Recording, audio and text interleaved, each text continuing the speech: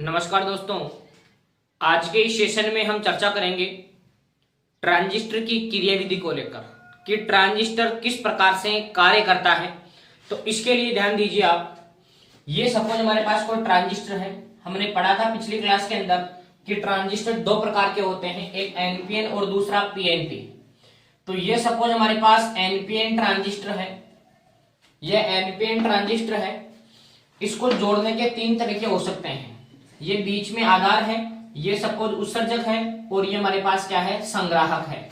ये संग्राहक है। दोस्तों, हमने जाना था पिछली क्लास के अंदर कि सबसे ज्यादा आकार होता है संग्राहक का। देखो ये आकार सबसे ज्यादा, इसके बाद में यह आकार और इसके बाद में यह आकार। अगर मैं इनके क्षेत्रफल का क्रम लिखूं कि सबसे ज्यादा एरिया ट्रांजिस्टर के कौन से भाग का होता है, तो आप बताएंगे सबसे ज्यादा आकार बनेगा संग्राहक का, संग्राहक के बाद आकार बनेगा उत्सर्जक का, और सबसे कम आकार होगा दोस्तों आधार का। आधार का जो क्षेत्रफल है वो सबसे कम होता है। अगर बात करें इनके डोपिंग के क्रम की, कि इनके डोपिंग का क्रम क्या होता है, अगर मैं डोपिंग की बात करूं तो डोपिंग सबसे ज्यादा होती है उत्सर्जक की, इसके बाद होती है संग्राहक की, और इसके बाद होती है सबसे कम डोपिंग होती है दोस्तों आधार की। आधार की डोपिंग सबसे कम होती है। सबसे ज्यादा डोपिंग किसकी, उत्सर्जक की, इसके बाद संग्राहक की, और सबसे कम डोपिंग किसकी होती है दोस्तों, आधार की। तो ये क्षेत्रफल का क्रम और आप इनका डोपिंग का क्रम याद रखेंगे। ऐसे समझ लेना, आधार को अंग्रेजी में बोलते हैं बेस। बेस बेचारा होता है, तो बेस का क्षेत्रफल भी सबसे कम होगा और बेस का डोपिंग भी सबसे कम होगा। आकार सबसे ज्यादा किसका होगा, तो जो सबसे ज्यादा इकट्ठा कर सकता है, संग्राहक का आकार सबसे ज्यादा होगा। डोपिंग किसकी ज्यादा होगी सबसे ज्यादा, तो आप डोपिंग बताएंगे सबसे ज्यादा किसकी होगी, उत्सर्जक की। तो ये जो क्षेत्रफल का जो क्रम है और ये इनकी जो डोपिंग का क्रम है, ये क्रम भी आप ट्रांजिस्टर के लिए दोनों बातें ध्यान रखेंगे। अब देखिए आप, ट्रांजिस्टर को जोड़ने के पॉसिबली तीन तरीके हो सकते हैं, संभवतः तीन तरीके हो सकते हैं। पहला तरीका क्या है, आप दोनों साइड को ही अग्र बायास में कर दो। दोनों साइड को ही अग्र बायास में कर दो। तो एन अग्र बायास में कब होगा, जब मैं इसको नेगेटिव से जोड़ूंगा। नेगेटिव पॉजिटिव, नेगेटिव पॉजिटिव, ठीक है। ये बैटरी उत्सर्जक के ऊपर लग रही है, इसलिए इस बैटरी का नाम दूंगा VEE। इधर ध्यान दीजिए, ये संग्राहक है, इसको भी दोनों को मैं एक बार अग्र बायास में कर देता हूं। तो एन को अग्र बायास में करने के लिए मैं नेगेटिव से जोड़ूंगा। तो ये जो बैटरी है, इस बैटरी को नाम दूंगा मैं VCC। इस बैटरी को नाम दिया VEE और इस बैटरी को नाम दिया मैंने VCC। अब देखिए दोनों ही बायास, इधर भी इनपुट, इसको बोलेंगे दोस्तों हम इनपुट साइड, इसको बोलेंगे इनपुट साइड, और इधर जो है इसको हम कहेंगे आउटपुट साइड। तो देखिए इनपुट साइड और आउटपुट साइड, यहां ध्यान दीजिए, इनपुट साइड और इनपुट साइड, यहां मेंशन करता हूं दोस्तों, इनपुट साइड और आउटपुट साइड, ठीक है। ये भी अग्र बायास में है और ये भी अग्र बायास में है। तो ये ट्रांजिस्टर की कौन सी स्टेट होगी, अग्र बायास में हमने पढ़ा कि धारा बहुत अधिक मात्रा में बहती है, धारा ज्यादा बहती है अग्र बायास में। अग्र बायास में जो धारा है वो मिली एम्पियर की कोटि की होती है। तो इसको हम बोलते हैं दोस्तों ट्रांजिस्टर की संतृप्त अवस्था। इसको हम कहेंगे ट्रांजिस्टर की संतृप्त अवस्था। याद रखना, अगर ट्रांजिस्टर की इनपुट साइड और आउटपुट साइड दोनों ही अगर अग्र बायास में हो तो इसको हम बोलते हैं ट्रांजिस्टर की कौन सी अवस्था, संतृप्त अवस्था। क्योंकि हमने पढ़ा कि अग्र बायास में जो धारा है वो मिली एम्पियर की कोटि की बहती है। तो इसको हम कहेंगे ट्रांजिस्टर की संतृप्त अवस्था। दूसरा इसका उल्टा देखिए, दोनों को ही मैं पश्चिम बायास में कर देता हूं। तो इसको जोड़ देता हूं मैं पॉजिटिव से और इसको जोड़ देता हूं मैं नेगेटिव से। ऐसे ही मैं इसको जोड़ देता हूं पॉजिटिव से और ये जो भाग है इसको जोड़ देता हूं मैं पॉजिटिव नेगेटिव। देखिए एन को पॉजिटिव नेगेटिव, ठीक है। इसी प्रकार इसको पॉजिटिव नेगेटिव। देखिए एन सिरा पॉजिटिव से जोड़ रखा है, पश्चिम बायास है। इधर भी एन सिरा मैंने पॉजिटिव से जोड़ रखा है, ये भी कौन सा बायास है, पश्चिम बायास। तो यार इनपुट साइड को भी पश्चिम बायास में रख रहा हूं, आउटपुट साइड को भी पश्चिम बायास में रखता हूं। तो इसमें कोई धारा प्रवाहित नहीं होती है। इसको हम बोलते हैं दोस्तों ट्रांजिस्टर की अंतक अवस्था, cut off state of A transistor. Transistor की अंतक अवस्था, अंतक क्यों कर रहे हैं हम इसको, कट ऑफ क्यों कर रहे हैं, क्योंकि हमने पढ़ा कि पश्चिम बायस में जो धारा है वो बहुत ही कम प्रवाहित होती है, माइक्रो एम्पियर की कोटि की प्रवाहित होती है। तो अगर दोनों ही साइड अगर पश्चिम बायस में होगी, इनपुट साइड और आउटपुट साइड दोनों अगर पश्चिम बायस में है, तो उसको हम कहते हैं ट्रांजिस्टर की अंतक अवस्था, कट ऑफ स्टेट। याद रखें दोस्तों, ट्रांजिस्टर ना संतृप्त अवस्था में काम करता है, ना ट्रांजिस्टर अंतक अवस्था में काम करता है। ट्रांजिस्टर काम करता है सक्रिय अवस्था में। और सक्रिय अवस्था कब बनेगी, जब मैं इनपुट साइड को करूंगा अग्र बायस में, आउटपुट साइड को करूंगा पश्चिम बायस में, तो इसको बोलते हैं ट्रांजिस्टर की सक्रिय अवस्था, ट्रांजिस्टर की एक्टिव स्टेट। तो ये आप दोस्तों ध्यान रखेंगे कि ट्रांजिस्टर कौन सी अवस्था में काम करता है, तो ट्रांजिस्टर जो है वो सक्रिय अवस्था में काम करता है। ट्रांजिस्टर की सक्रिय अवस्था के लिए इनपुट साइड को अग्र बायस में और आउटपुट साइड को पश्चिम बायस में रखा जाता है। ट्रांजिस्टर को पूर्ण अच्छी तरीके से काम करवाने के लिए या ट्रांजिस्टर की सक्रिय अवस्था से, दोस्तों क्वेश्चन ये भी पूछा जा सकता है कि ट्रांजिस्टर की सक्रिय अवस्था से आप क्या समझते हैं, तो आप बताएंगे कि ट्रांजिस्टर की सक्रिय अवस्था के लिए इनपुट साइड को अग्र बायस में रखा जाता है और आउटपुट साइड को पश्चिम बायस में रखा जाता है। देखिए, तो ट्रांजिस्टर कौन सी अवस्था में काम करेगा, आप ध्यान रखेंगे, ट्रांजिस्टर काम करेगा दोस्तों सक्रिय अवस्था में। तो देखिए, हम ये जो डायग्राम है इसको एक बार मैं वापस बनाता हूं और इसकी क्रियाविधि को हम समझने का प्रयास करते हैं। ध्यान दीजिएगा आप, ये सपोज हमारे पास एनपीएन ट्रांजिस्टर है, ये ट्रांजिस्टर हमारे पास एन, ये है पी और ये है एन। तो दोस्तों आपको एक चीज मालूम चल रही होगी इस डायग्राम को देखकर, मैंने सबसे ज्यादा आकार किसका लिया है, सबसे ज्यादा आकार संग्राहक का, इसके बाद उत्सर्जक का, और बेस बेचारा होता है, इसकी डोपिंग भी सबसे कम होती है, इसका आकार भी सबसे कम होता है।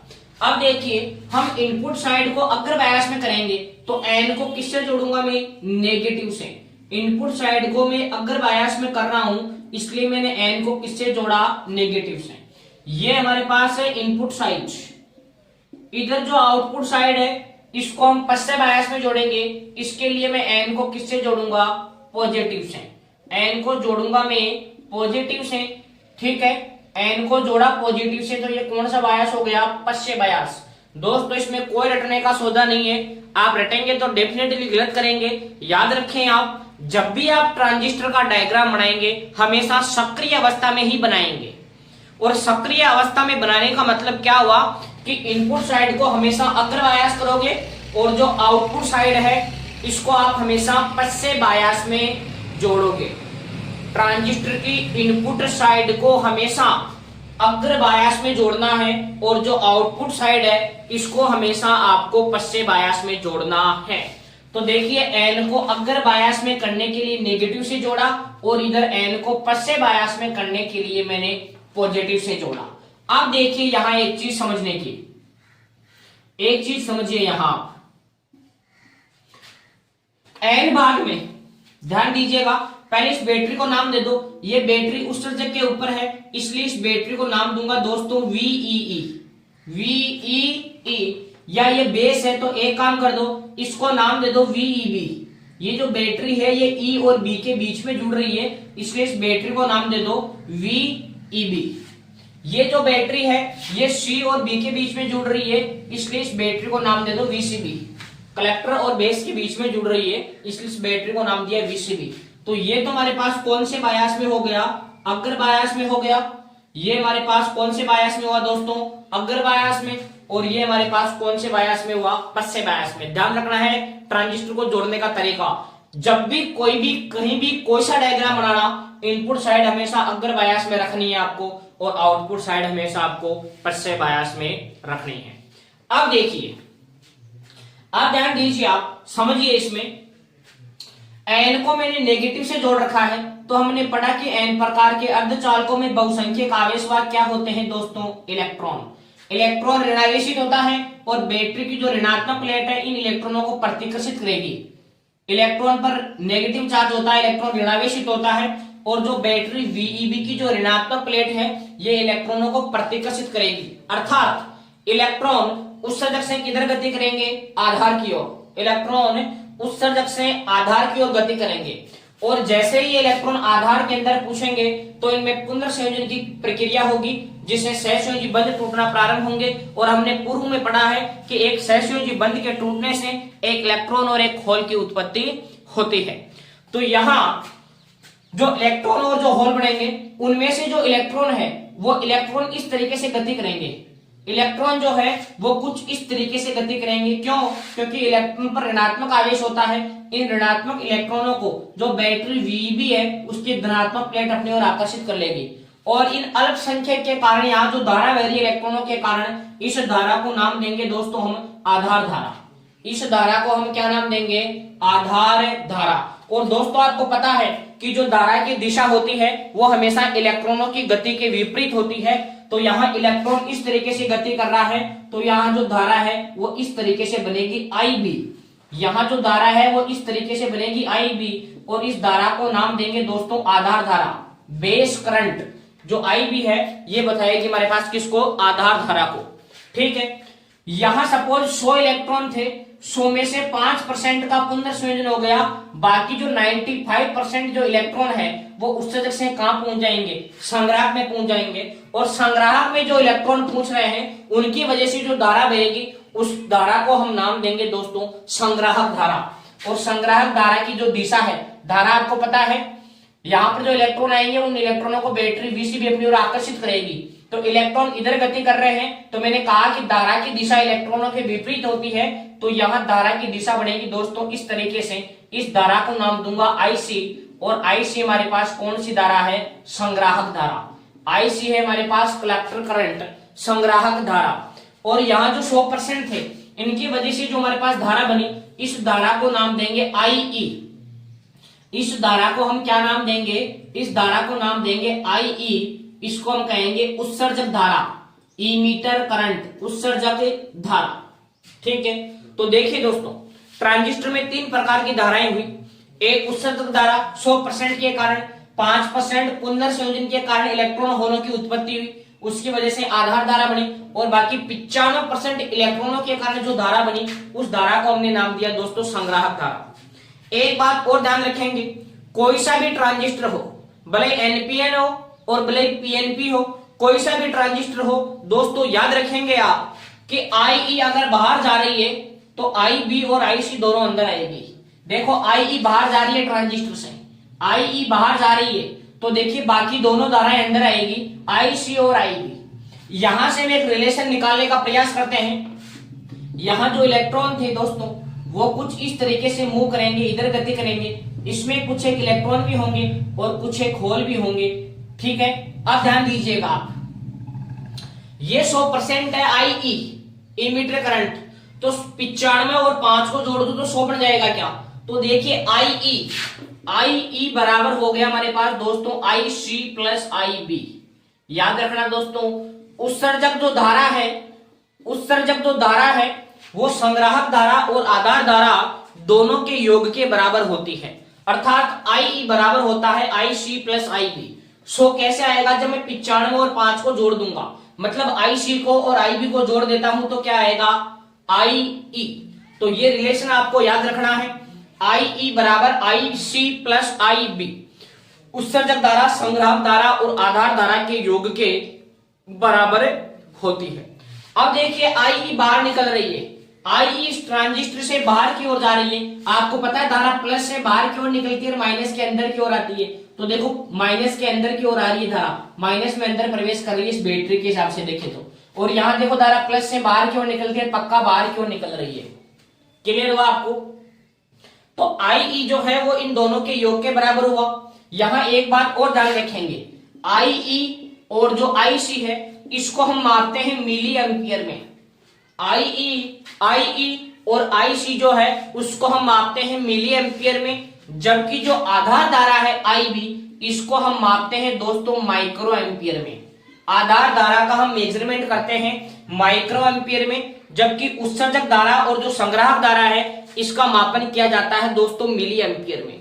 अगर हम इन तीनों धाराओं के अंदर आपस में अगर हम रिलेशन देखें तो सबसे बड़ी धारा कौन सी है, IE है 100%, इसके बाद में IC 95% और सबसे कम है हमारे पास आधार धारा।